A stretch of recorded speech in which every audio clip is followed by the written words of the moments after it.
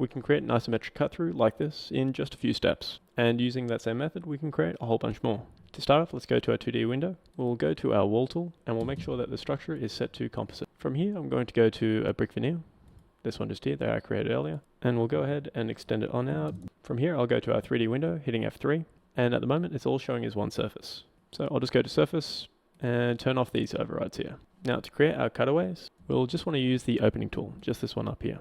Now if you don't have the opening tool, I'll cover that a little bit later in the video. I've got it set to aligned, square for the shape. I'll also want to make sure that limits are infinite, and then I'll just place it on this corner here. Excellent, so we've got our first slice through. From here, I'll zoom on in, and if we grab the opening we just created, we can start to manipulate it. So if we grab this portion here, and then on the pet palette, click offset from reference plane, and bring that into the first skin of our brick wall. There we go. Now I'll zoom back out. Next up, I'll grab this edge just here, and I'm going to drag it just along this way. Looks about right. I'm going to do the same thing with this edge just here, pulling and dragging this one here. I'll grab this corner one and bring the node just so it matches up to this one here. And I'm just going to bring everything back so it's in line.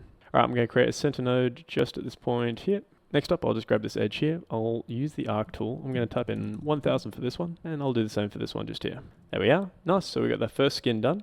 But if we want to do this for the next skin, we'll select this opening. I'll go Control D to drag. I'll click this node just here, and then I'll tap Control, which is going to create a duplicate of that opening. I'm going to offset this one, say 100 mil. I'm going to select this bottom node just here, and I'm going to select it up 100 mil.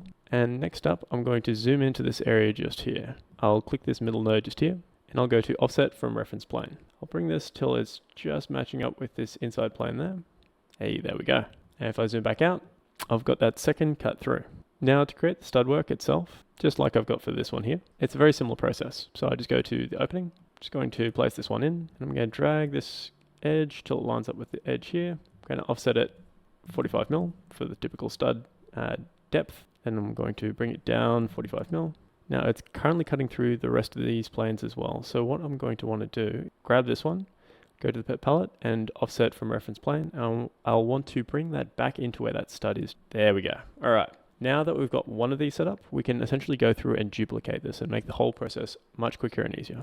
So next up, I'll want to hold in Shift until I can select this opening just here.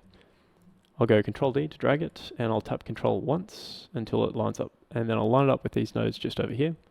And I'll finish the operation, and I'll go Control D again. I'll drag it along this reference plane, and I'll go 45. Now that I've got one done up, I can select both these and do the same thing and duplicate them across here, and we'll go 45. And with that, we can start creating the look of a typical stud wall. Now, if we pan over this other side here, we'll notice we're missing this bottom portion. So all we need to do is select these openings just here. We'll go ahead and drag these down, tapping Control once to create a duplicate, and then I'm going to go 45, and there we go.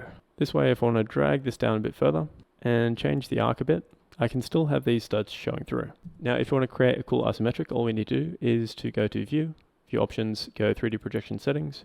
From there, we'll go to Custom Axometry, and then we'll go to Isometric. Then from there, we'll just go OK. From here, if I want to place this on the layout, right-click, say View and Place on Layout. It's going to place it on a page just here. Now, when I do this, it's also going to create a new view in my view map just over here. So if you want to come back to it, it's this one just over here. I'd advise renaming it so that this way you know which one it is. So I could go brick and go OK. And then anytime that I double click on that, it's going to bring me back to that view. If we go back into our page though, I can resize. I'll zoom back out. I'll resize just here as well. Then go Control K. I'm going to define it graphically and we'll go OK. Click bottom to the top and we can resize how big this picture is. From there, it's as simple as just putting it on our page. So I'll drag and drop these ones just over here. Drag this one to the center of our page. And then we can just label it with the label tool. So let's say label just here and label each of the individual elements. Just in case you don't have the opening tool, all you'll need to do is go to Options, go to Work Environment, and then go to Toolbars. From here, we'll just want to go Opening in the search, and then we'll just click and drag this into our toolbar.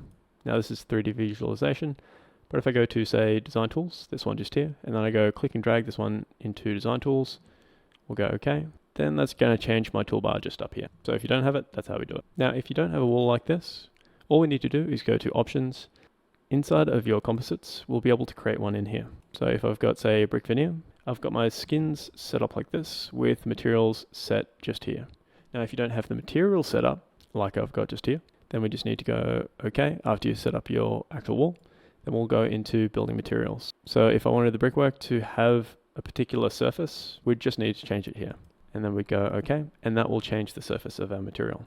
We do that for each of the different layers, from the stud to the cavity, the sarking, and the brickwork. Now, if you'd like this ArchiCAD file or any of my other tutorial files, they're now available over on the Patreon. There are limited spots though. It's a space where I can look after a small group, creating and sharing custom resources and assets. Now, if you're looking for more tips and tricks just like this, I think you'll love this video just over here.